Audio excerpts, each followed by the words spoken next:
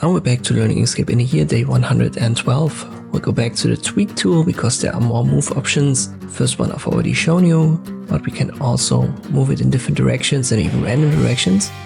We create a couple of ellipses just quickly so that we have some objects to play with.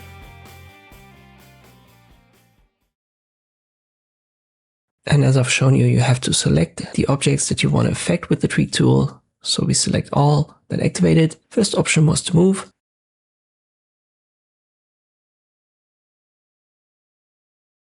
Second one will move it towards your cursor.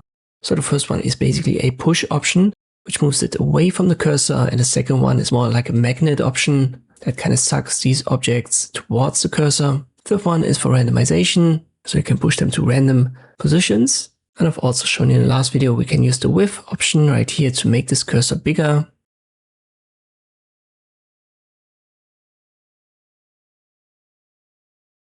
And then a bigger area is affected.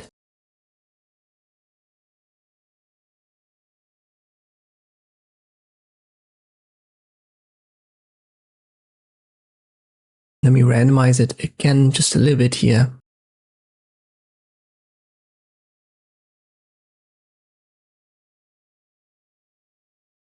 Something like that. So now let's talk about the next parameter. Next to width, you will find the force. And this can simply be seen as the intensity of this effect. So by default, I believe it should be 1 that is the lowest intensity.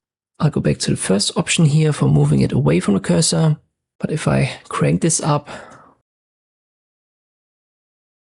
let's say to 83, this pushes it way further and it's way easier to push all of these elements. So a simple intensity option that's called force here. So the width is for the size, the force for the intensity, and fidelity I'm going to talk about in the next video. I hope this one was already helpful. Thank you for watching and I'll see you next time.